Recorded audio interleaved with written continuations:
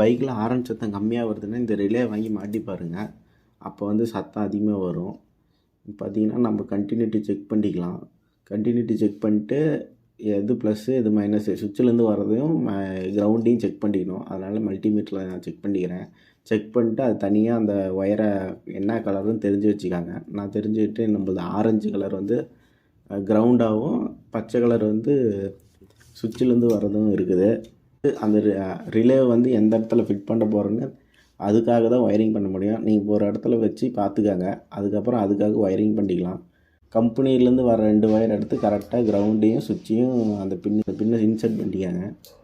நான் அதே இடத்துல வச்சு டைட் அடிச்சுக்கிறேன்.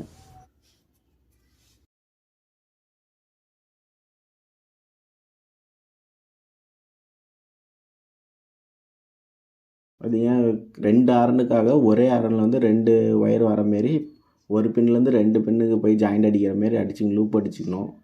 லூப் அடித்து 2 ஆரனுக்கும் இன்னொரு 2 ஆரனுக்கும் கிரவுண்டும் கொடுக்கணும். நான் பார்த்தீங்கன்னா ஃபிட் பண்ணிக்கிட்டேன். திருப்பியும் ஆரன்லேருந்து பேட்டரியிலேருந்து கரெக்டாக கரண்ட் வருதான்னு பார்த்து செக் பண்ணிக்கிறேன் மல்டிமீட்டரில். அதை வந்து செக் பண்ணிட்டு ரிலேயில் இன்சர்ட் பண்ணிக்கணும்.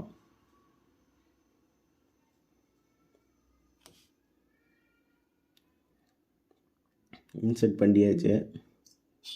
செக் பண்ணால் ஹாரன் அடிக்குது. இப்போ அப்படியே டைட் வச்சுக்கலாம். டீட்டெயில் டயக்ராம் வந்து காமிக்கிறேன், அதை பார்த்து கனெக்ஷன் பண்ணிக்காங்க. இந்த ரிலேயில் பார்த்தீங்கன்னா ஃபிட் பண்ணிட்டு உங்களுக்கு ஹாரன் அடிச்சு காமிச்சிருப்பேன். எவ்வளோ சத்தம் வந்துடும் பார்த்துருப்பீங்க. நீங்களும் இதே ரிலே வந்து உங்களுக்கு ஒர்க் ஆச்சா இல்லையான்னு கமெண்ட் பாக்ஸில் கமெண்ட் பண்ணுங்கள்.